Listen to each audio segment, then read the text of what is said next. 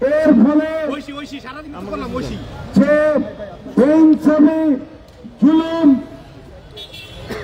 BDR সদস্যদের এবং তাদের পরিবারের সাথে হয়েছে, তার যদি কোনো কার্যকরী পদক্ষেপ আমরা না দেখতে পাই, তাহলে আমরা এর চেয়ে অনেক বেশি কঠিন কর্মসূচি দেব এবং সেটি হয়তো কালকে। আজকে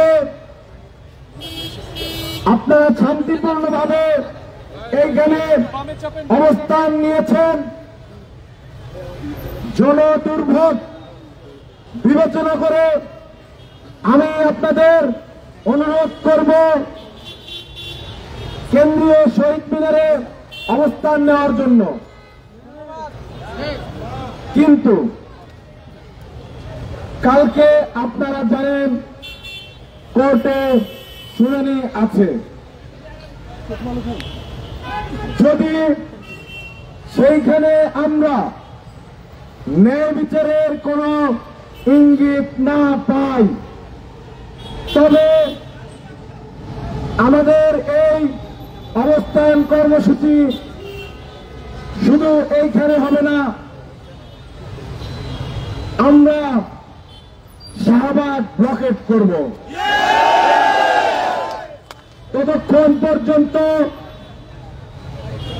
বিডিআর ক্ষতিগ্রস্ত বিডিআর পরিবারের যে সকল সদস্য আছেন তাদেরকে আমি অনুরোধ করব, দয়া করে কেন্দ্রীয় শহীদ মিনারে গিয়ে আপনারা অবস্থান গ্রহণ করুন, যেহেতু আমাদের সাথে মা বোনেরা আছেন।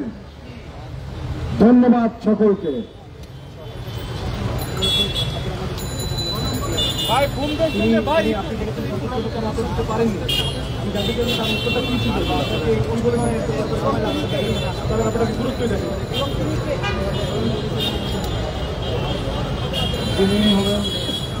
মাইকে বলেন, মাইকে। জি, তিনি প্রধান উপদেষ্টার পিএস সাব্বির আহমেদ ভাই, তিনি এসেছিলেন। তিনি হয়তো জানতেন না আমাদের এই কর্মসূচি সম্পর্কে, কিংবা প্রধান উপদেষ্টাও এ বিষয়ে হয়তো অবগত ছিলেন না। আমাদের তরফ থেকে জানানো হয়েছে, উনি বলেছেন উনি অবশ্যই আমাদের বার্তা প্রধান উপদেষ্টাকে পৌঁছে দেবেন, কিন্তু আমরা চেয়েছিলাম ওনার কাছে শুনতে যে আর যেন শুনানি পেছানো না হয়, কারণ এর মধ্যে অনেকবার শুনানি পেছানো হয়েছে 5 আগস্ট পরবর্তী সময়।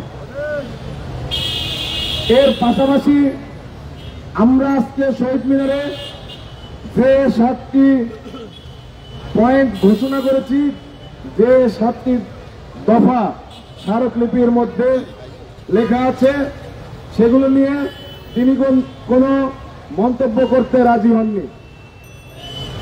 এজন্য আমরা কালকে যদি ন্যায় বিচারের কোনো ইঙ্গিত আমরা না দেখি, অফিসিয়াল কোনো স্টেটমেন্ট কেউ না দেয়, অবশ্যই আমরা শাহবাগ ব্লকেট করব।